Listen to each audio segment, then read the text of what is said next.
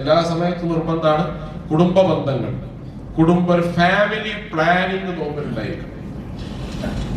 അവനെ മാത്രം രക്ഷപ്പെട്ടാൽ പോരെ, നിങ്ങൾ മാത്രം തറാവീഹ് നിസ്കരിക്കുക, നിങ്ങൾ മാത്രം തഹജ്ജുദ് നിസ്കരിക്കുക, നിങ്ങൾ മാത്രം ഖതമുൽ ഖുർആൻ നടത്താം, വീട്ടിലെ ആളുകൾക്ക് അതിനുള്ള സൗകര്യം ചെയ്തു കൊടുക്കാതിരിക്കുക. അത് ശരിയല്ല. കാരണം ഇതിനു വേണ്ടി സല്ലല്ലാഹു അലൈഹി വസല്ലമയെ കുറിച്ച് പറഞ്ഞെന്താണ്? ജദ്ദ വശദ്ദൽ മിഅ്സർ. നബി സ്വന്തം ഒരുങ്ങും, അഹ്ലുകാരെയും ഒരുങ്ങും. ഇപ്പൊ നോമ്പാണ് വരാൻ പോണത്, വീട്ടിൽ എല്ലാവരും ഒന്ന് വിളിക്കുക, ഒരു ഗ്രഹയോഗം ചെയ്യാം, എന്നിട്ട് കാര്യങ്ങളൊക്കെ വിശദീകരിക്കുക. നോമ്പ് വരാൻ പോവാണ്, അതിനുള്ള ആരാധനകളുടെ ക്രമീകരണവും അതിന്റെ പുണ്യവും കിട്ടാൻ വേണ്ടിയുള്ള സജ്ജീകരണങ്ങൾ നടത്തുക. ബാംഗ്ലൂരും ഡൽഹിയിലൊക്കെ പഠിക്കണ മക്കളെ അവരൊക്കെ വിളിക്കുക.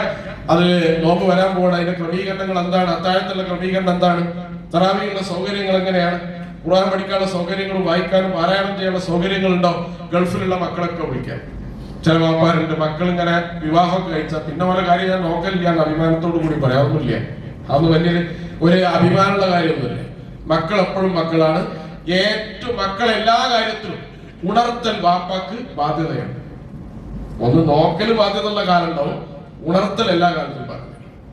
നിസ്കരിച്ചോ എന്ന് ചോദിക്കല് പെണ്ണെട്ടി കുട്ടികളുള്ള മകനോടും വാപ്പാക്ക് ബാധ്യതയുണ്ട്.